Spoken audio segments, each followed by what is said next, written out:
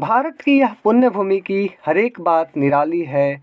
किसी युगों में होती ना ये महापुरुषों से खाली है। दोस्तों, भारत की धरती ने अनेक वीर और वीरांगनाओं को जन्म दिया। इसमें स्वामी विवेकानंद, राजा राम मोहन रॉय, रानी लक्ष्मीबाई से लेकर ज्योतिराव फुले और फिर हमें देखने को मिलता है सावित्रीबाई फुले जैसे महान वीर और वीरांगनाओं को जन्म दिया। दोस्तों, ये सिर्फ कुछ एग्जाम्पल्स हैं। हम देखते हैं भारत की जो आधुनिक सोसाइटी है, भारत अभी आप जिस भारत में रह रहे हैं, इस भारत के निर्माण में अनेक वीर और वीरांगनाओं ने अपना एक अमूल्य योगदान दिया है।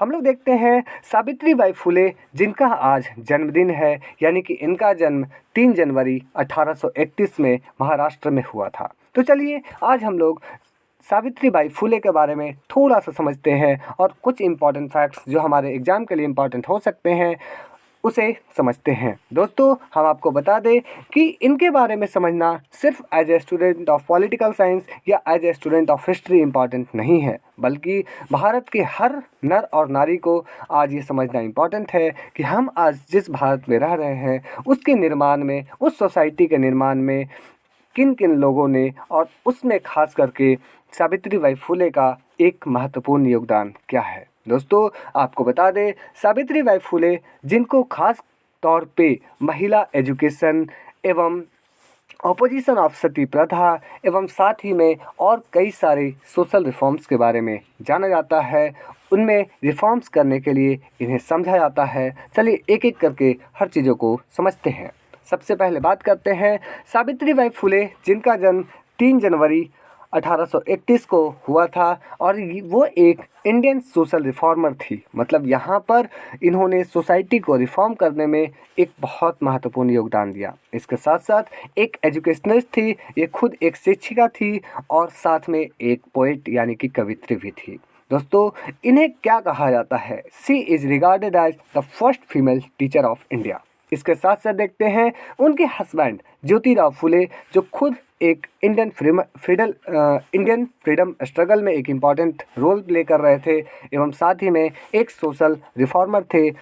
उनके साथ सावित्रीबाई फुले मिलकर कई सारी महत्वपूर्ण काम को करती है और ख़ास करके इंडिया में वुमेन्स के लिए, उनके राइट्स के लिए एक बहुत बड़ा इम्पॉर्टेंट रोल प्ले करती है।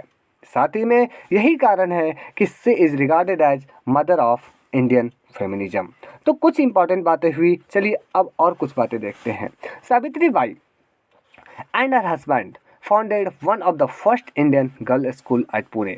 अगर ये क्वेश्चन आता है कि इंडिया की फर्स्ट गर्ल्स स्कूल कहाँ पे और किन के द्वारा फाउंड की गई थी, तो वो ज्योतिराव फुले और सावित्रीबाई फुले के द्वारा दोनों मिलकर पुणे में 1848 में फाउंड किया था। इसके साथ साथ she work to abolish the discrimination and unfair treatment of people based on caste and gender. हमारे पास जो इंडियन सोसाइटी में डिस्क्रिमिनेशन थी, छुआछूत जैसी बीमारियां जो थी, उनको ख़त्म करने में इनका एक बहुत बड़ा इम्पॉर्टेंट रोल था। इसके बारे में अभी हम आगे बात करेंगे।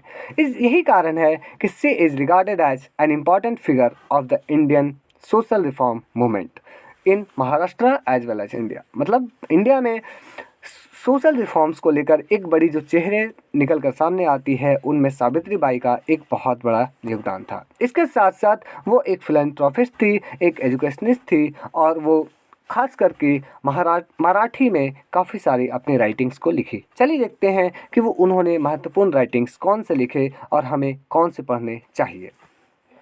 वर्तमान सोसाइटी को गढ़ने के लिए हम देखते हैं कि सावित्रीबाई फुले एक ऑथर, एक पोएट, एक सोशल रिफॉर्मर एवं एक महान नारी एवं आज हम सबों के लिए एक प्रेरणा स्रोत बनकर उभरी हैं। साथ में देखा जाए तो उनकी फेमस राइटिंग्स में सी पब्लिश्ड काव्य फुले इन 1854 एंड भवन काशी सुबोध रत्नागर इन 1892, जिसमें उन्होंने सोशल रिफॉर्म्स के बारे में अपने महत्वपूर्ण योगदान दिए। इसके साथ साथ वो एजुकेशन को बढ़ाने के लिए गो गेट एजुकेशन, जाओ और शिक्षा पाओ को लेकर एक पोएम लिखती है, कविता लिखती है, जिसमें उन्होंने एजुकेशन की इम्पोर्टेंस को, उसका योगदान हमारे क्या सोसाइटी के रिफॉर्म्स में हो सकते हैं, उसको वो वर्णन करती है। इसके साथ साथ सी एस्टैब्लिश्ड द महिला सेवा मंडल। ये इम्पॉर्टेंट है और अक्सर एग्जाम में पूछा जाता है कि किसने महिला सेवा मंडल को बनाया था या एस्टैब्लिश किया था, तो वो है सावित्री बाई फुले। अब है ये किस लिए बनाया गया था। It is established to raise awareness for issue concerning women rights and education। मतलब वुमेन्स का, महिला होने के नाते आप सभी महिलाओं को, आप सभी बहन बेटियों को कौन से अधिकार होने चाहिए, इसके लिए उन्होंने महिला सेवा मंडल जैसे एक सदन की स्थापना की। She also called for a gathering place for women that was free of caste discrimination. मतलब एक ऐसी जगह वो बनाई थी जहाँ पर सारे लोग irrespective of their caste, creed and culture, they can come and get together to have a fair meeting. तो इस तरह देखते हैं वो सोसाइटी को रिफॉर्म करने में एक बहुत बड़ा इंपॉर्टेंट रोल प्ले करती है। कुछ और रिफॉर्म्स जो उनके द्वारा किए गए, सिंबॉलिक ऑफ दिस, मतलब जो महिलाओं की गैदरिंग करती थी उसके अगर सिंबल को देखा जाए तो वो क्या था। This was that all the women that attached were to sit on the same mat. मतलब जितनी सारी महिलाएं थी वो एक साथ मैट पर बैठ सकती थी, एक साथ बात कर सकती थी। क्योंकि आपको थोड़ा सा बता दें तो हमारी जो एंशिएंट सोसाइटी थी वो चार जो वर्णास थे उनमें ब्राह्मण और शूद्राज के बीच में इतना गैप था, इतना बड़ा गैप था कि इसे आज हम लोग टॉलरेट भी नहीं कर सकते हैं। इसके साथ साथ सावित्री बाई फुले का महत्वपूर्ण योगदान क्या था, तो she was also an anti infanticide activist. मतलब आज हमें देखने को मिलता है कि मॉडर्न सोसाइटी में जो भ्रूण हत्या एक बहुत बड़ा अपराध के रूप में निकल कर सामने आता है, उन्होंने इसके लिए भी काम किया। क्या कि she opened a women shelter called the home for the prevention of infanticide, where Brahmins widows could safely deliver their children and leave them there to be adopted if they so desired। अगर महिलाएं, ब्राह्मण महिलाएं ऐसा चाहती तो वो ऐसा कर सकती थी। She also campaigned against child marriage. मतलब जो उस समय एक और इविल चाइल्ड मैरिज का था उसके खिलाफ में वो आवाज़ उठाती है। And was an advocate of window remarriage, एवं साथ में विधवा पुनर्विवाह के रूप में जो हम जानते हैं, तो इसके लिए भी काफ़ी उन्होंने आवाज़ उठाई।